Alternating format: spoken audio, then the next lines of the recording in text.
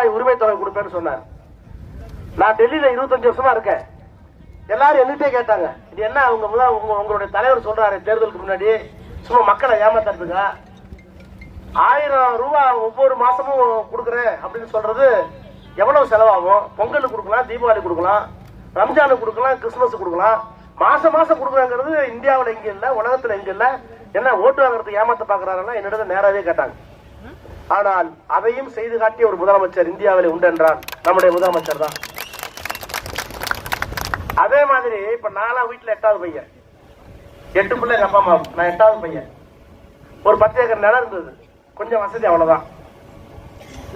ஆனா மதிய உணவுங்கிறது பள்ளிக்கூடத்திலயோ நானா மதிய உணவுங்கிறது பள்ளிக்கூடத்துல நான் சாப்பிட்டேன். ஒரு கொஞ்சோண்டு சாம்பார், கொஞ்சோண்டு கப்பு சாதம், அவ்வளவுதான். அதை சாப்பிட்டு தான் நாங்களாம் படித்தோம். காமராஜர் கொண்டு வந்தார். அப்புறம் எம்ஜிஆர் அதை கொஞ்சமா காய்கறியை சேர்த்து பருப்பை சேர்த்து சத்துணவுனார். அது உள்ளபடியே சத்துணவான தெரியல.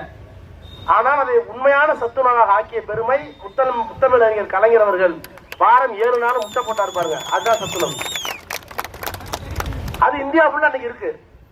ஆனா இந்த முதலமைச்சருக்கு இருக்கிற சிறப்பு, எங்கோ 2 பள்ளிக்கூடத்துல 2 பிள்ளைங்க மயங்கி விழுவுது காலையில 9:30 மணிக்கு பிரேயர் ஹால்ல.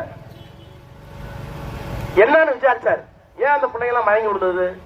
அப்பா அம்மா 2 பேரும் கூலி வேலைக்கு போறாங்க, வீட்டுல 5 பேரு. அப்பா அம்மாவுக்கு தாத்தா பாட்டி, இந்த குழந்தையோட தாத்தா பாட்டி 2 பேரும், அவங்க சுமக்கணும். வாங்குற கூலி 10ல ராத்திரி கொஞ்சம் ரசஞ்சோறு துவையலும் சாப்பிட்டோம், காலையில கஞ்சி இல்ல, பள்ளிக்கூடத்துல போய் சாப்பிட்டு போயிட்டாங்க அப்பா அம்மா வேலைக்கு. அதனால மயங்கி வந்துட்டாங்க. உடனே கோட்டைக்கு போனார், அதிகாரிகளை அழைத்தார், அறிவித்தார், தமிழ்நாட்டில் இனிமேல் காலையில் பள்ளிக்கூட மாணவர்களுக்கு சிற்றுண்டி வழங்கப்படும். அதுலயும் டேபிள் போட்டிருக்காரு பாருங்க. ஒரு நாளைக்கு தக்காளி சோறு, ஒரு நாளைக்கு லெமன் சோறு, ஒரு நாளைக்கு ஃப்ரைட் ரைஸ், என்ன சாப்பாடு.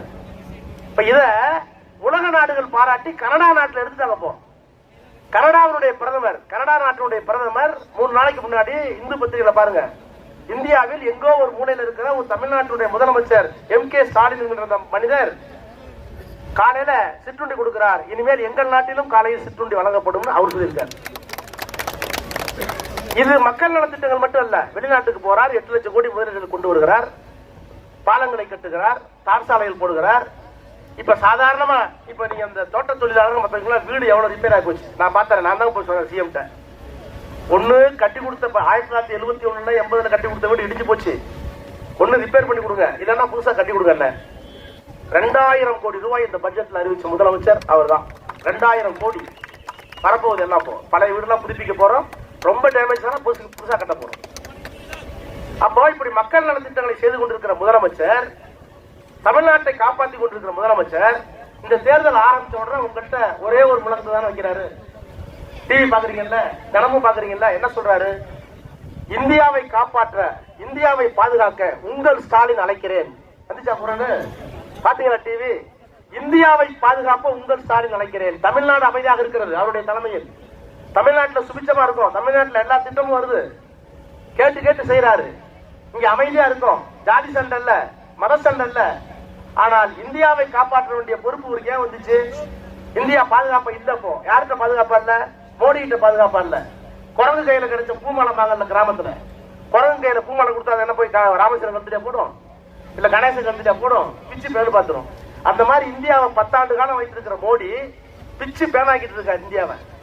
மத சண்டை எங்கு பார்த்தாலும் மதத்தை தூண்டி விட்டு அதனால் விளைகின்ற ரத்த ஆத்துல தன்னுடைய பதவியை தக்க வைக்க வேண்டும் என்று எண்ணுகின்ற ஒரு பிரதமர் இன்றைக்கு இருக்கிறார்.